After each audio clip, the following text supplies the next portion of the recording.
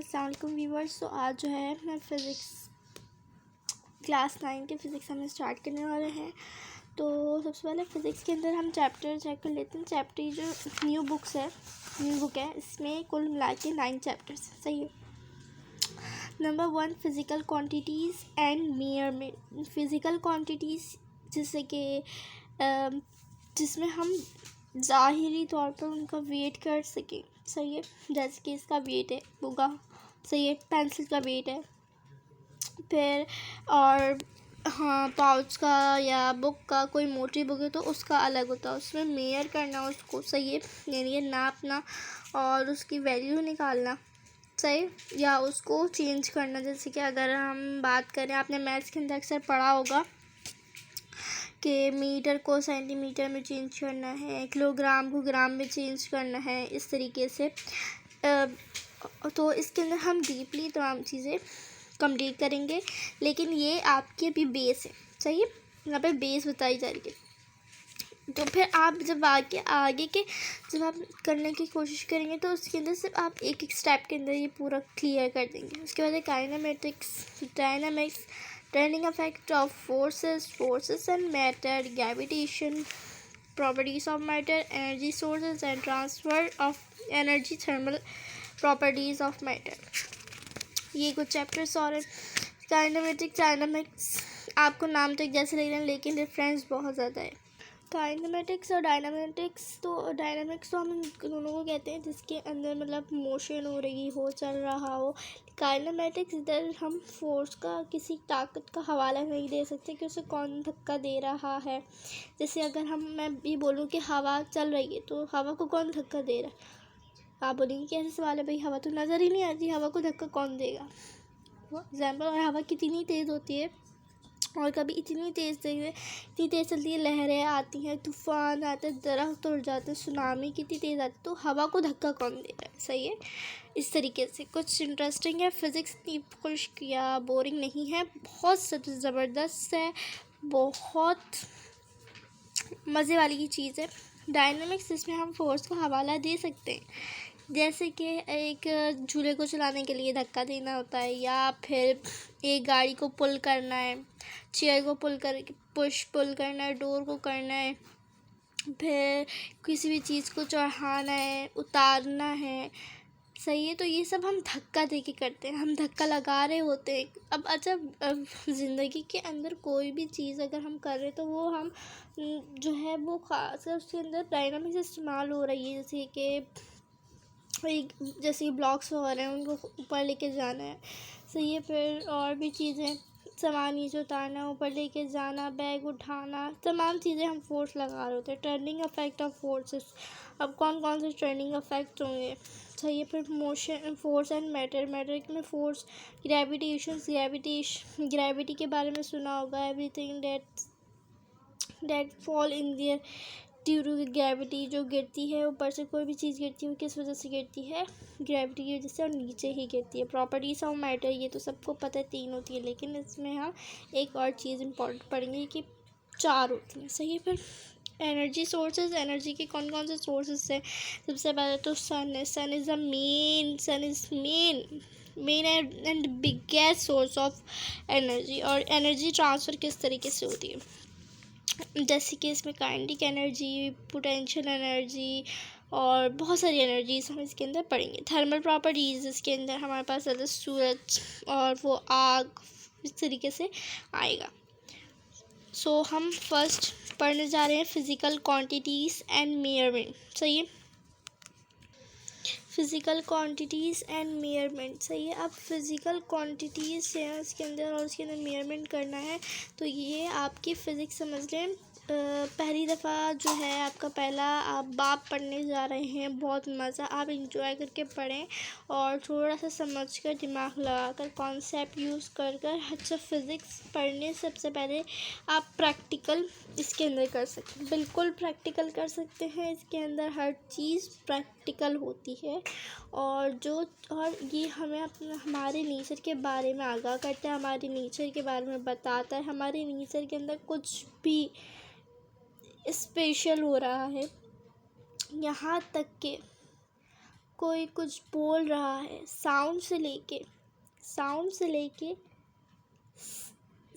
लेके साइलेंट तक, चलने से लेके रुकने तक, बोलने से पहले सोचने तक, तमाम चीज़ें जो है फिज़िक्स कवर की हैं। हर चीज़, साउंड पर तो आप फिज़िक्स सीखेंगे, लाइट पे आप फिज़िक्स सीखेंगे, आप देखेंगे अब ऑप्टिक्स यानी कि आँखों पर रिफ्लेक्शन देखेंगे आप, यहाँ पे आप ग्रेविटी देखेंगे, यहाँ पर आप वेव्स देखेंगे, आप यहाँ पे हर चीज़ देखेंगे, क्योंकि ये सब हमारे एक इन्वायरमेंट का हिस्सा है।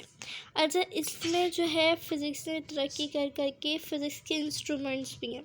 सही है, फ़िज़िक्स के इंस्ट्रूमेंट्स में आते हैं वर्नियर कैलिपर, जिसका आप प्रैक्टिकल करते हैं 9 मैट्रिक में, physical balance, stop watch, measuring cylinder, screw gauge.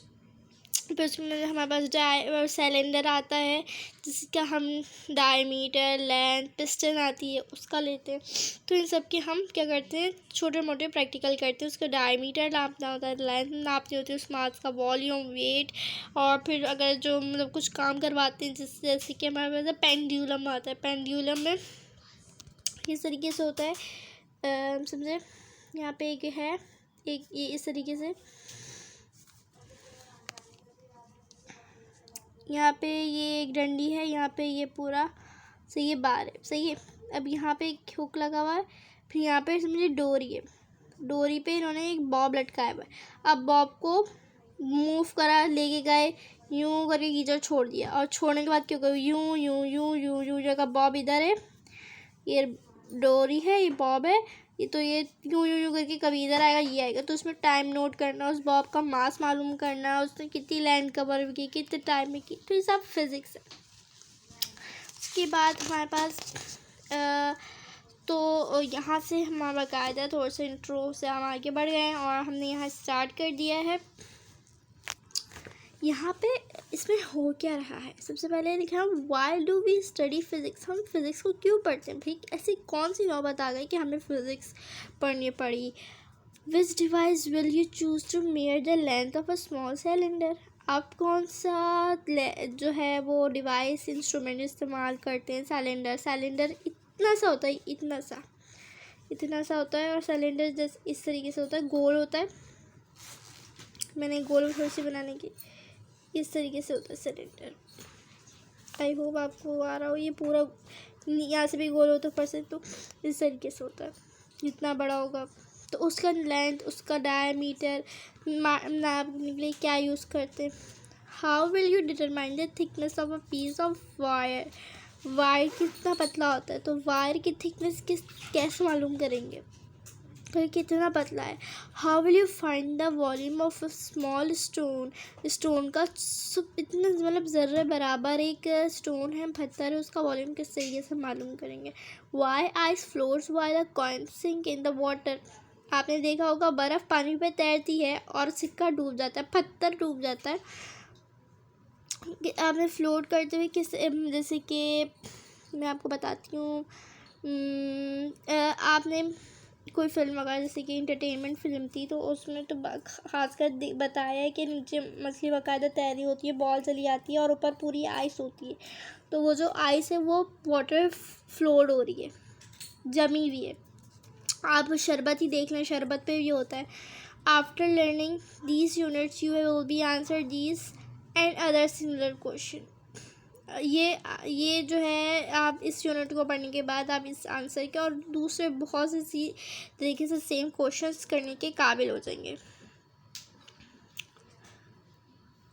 अच्छा, ये फिज़िक्स सीखना इंजॉइंग और बहुत ज़्यादा जो है ना वो इंटरेस्टिंग है कि आप, हाँ, ये आप सोचते होंगे, अगर आप ऐसे बच्चे से कि भाई ये होता है तो ये क्यों होता है, ऐसे कैसे होता है, ये कैसा होता है, ये कैसा होता है, तो फिज़िक्स बहुत ज़्यादा जो है आपकी करेगी। अच्छा, फिज़िक्स में जो है बहुत ज़्यादा ये सिर्फ यहीं तक नहीं है, बोलने की हद तक नहीं है भाई, बिल्डिंग्स आप मालूम निकालें यूट्यूब पे, जो बहुत सब बड़ी बड़ी बनी हुई, जिन्होंने मतलब जिसके लॉ ऑफ यूनिवर्स यानी कि लॉ ऑफ नेचर को जो है मात दी है, वो सिर्फ फिज़िक्स की वजह से दी है। बहुत फिज़िक्स ने तरक्की करी है जिस वजह से हमने ऐसी उन्होंने ऐसी ऐसी बिल्डिंग्स कायम की कि इंसान हैरान हो जाए कि है ये गिरी नहीं।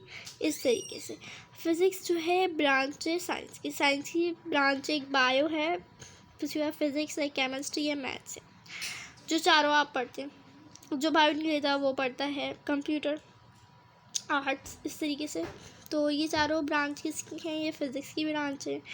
अब जो फिज़िक्स की ब्रांच है तो फिर बायो फिर और खुलती जाएंगी। फिर फिज़िक्स की अलग ब्रांच है, ऑप्टिक्स आ जाएगी, एस्ट्रोनॉमी आ जाएगी, फिर उसके बाद आ जाएगी हमारे पास मैकेनिकल, काइनेटिक, बहुत सारी डायनेमिक, ये सारी ब्रांचेस ये फिज़िक्स की ब्रांच है। तो इनको मैथमेटिकली कंक्लूड करना एक्सपेरिमेंट के साथ, तजुर्बे के साथ, वो हमारे पास फिज़िक्स कहलाता है। सही है। फिज़िक्स ड्राइव हुआ वर्ड किससे? फिजिकोस से।